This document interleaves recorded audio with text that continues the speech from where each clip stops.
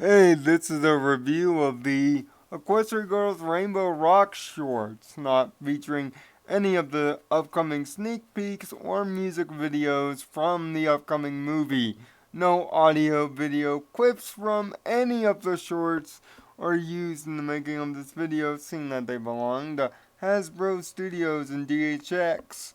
To see the shorts in their entirety, I will leave a link in the description to the Hasbro Studios channel where you can watch them all in full. Just beware of the sneak peeks. You're looking for the exclusive shorts. With Equestria Girls Rainbow Rocks, the sequel to Equestria Girls, just mere days away, in fact, 2, I think it's about time I start talking about the group of shorts that came out as lead-in to the film, each one spotlighting a member of the Harmony 6 sans Twi in the Equestria Girls world as they start forming the band that is at the centerpiece of the movie. Now, each short will be viewed individually, and then I will give you a score for them as a group. That is how it works. And I will be going in order from the first short to the last one, not counting any of the music videos as explained in the disclaimer. So here we go. The first one is, of course, Music to My Ears, a vinyl scratch short that plays out like a dubstep music video, almost giving you a few minutes in the life of being a vinyl scratch and seeing everything in her life as one big musical track with all the animations and character interactions happening in perfect musical step to the dubstep slash techno beat at the core of the song. The short pretty much explains how Vinyl gets the Canterlot high every day, with her headphones on, jamming to her favorite tune, and meeting everybody else along the way. Of course, Vinyl doesn't say a word here as usual, but the animations and the visual stylings of it are what really make this short enjoyable. Not to mention the ending with Princess or Principal, I guess in this case, Celestia taking away the headphones, only to see Vinyl pop out an iPad and iPod and continue to jam out. Typical Vinyl scratch. You just can't stop the music. But the first of the ones of the major importance is the short guitar centered, named after, of course, Guitar Center, a place where you can buy musical instruments from. In Guitar Centered, Rainbow Dash is looking to get rid of her old busted joint of a guitar. And trust me, it looks like an old busted joint.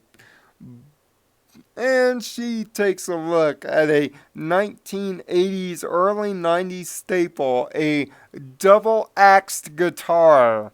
Some of the meanest guitarists in the 1980s used to roll with double-axed guitars. And it's no surprise that Rainbow Dash would want the flashiest guitar in the shop. But also, Trixie wants the double axes. To decide who gets them, though, they have a classic guitar magical duel. Yes, a magical guitar duel in which it looks like Trixie is gonna come out ahead, only to have the slight spoiler element of honesty channeled through Rainbow Dash's guitar, turn her half pony, and give her a musical sonic rain boom, which has led to the theory, well, at least my theory, that the elements of harmony do exist in the Equestria Girls world now that they have interacted with it due to the actions of the first movie and have chosen to identify themselves through each of the musical instruments. Of course, Rainbow Dash wins the duel and earns the right to the guitar, but thanks to the element of, element of loyalty, the guitar has been fixed good as new, and Rainbow Dash decides to keep the old guitar and allow Trixie a chance at the double axes, only to have karmistic trolling take place when the guitar is $1,200. Ouch. And she can't afford it. The third of the shorts, quite frankly, is where the shorts start to go downhill. Hampocalypse Now features Fluttershy working at the animal shelter cleaning up the hamster cage. But of course, Rarity is along for the ride, and she offers the help. As Fluttershy is doing the task, Rarity is trying to put some high-style fashion on the hamsters, and it turns into, well, an uncontrollable mess. It's only when Fluttershy breaks out her tangerine, yes, a tambourine, that music soothes the savage beast and channels the element of kindness and puts the hamsters back in line. But an ironically funny twist, they get some hipster coolness as well on the way out. Now the worst of the shorts is Pinkie on the One. Rainbow Dash is talking about what it takes to be a good drummer in a rock band, and Pinkie is all too busy listening / drumming on everything. See the break in the short? You can already tell, even when the short begins, what she's going to be in the band. And she repeatedly drums on things with a relentless energy in her typical Pinkie Pie annoyance level of the peak levels. Eventually, Applejack and Rainbow Dash have enough in the cafeteria, and Rainbow Dash has the clever idea of putting her on the drums. And that's it. But the next short is a little bit more interesting, though. A Case for the Bass has Applejack's family having a garage sale and accidentally selling off Applejack's bass guitar to a pawn shop. But not just any pawn shop, to the pawn shop owned by the Flim Flam brothers. The Flim Flams drive a hard bargain and ask what any typical pawn shop owner or any typical viewer of Pawn Stars knows, that they need absolute proof that the bass is indeed Applejack's, which he proves by channeling the element of honesty and going on magical, proving her case. But in typical Flim Flam Brothers cleverness, they don't get away without getting a piece of the deal. In order for Applejack to get the case back, she must act like a mascot for the pawn shop by dressing up in a banana suit. Only to have Granny Smith, the person who sold the bass in the first place, Come to wonder how she plays the bass. Typical Granny Smith. It's great to see you haven't changed much. But in the last short that matters, Player Piano, Rarity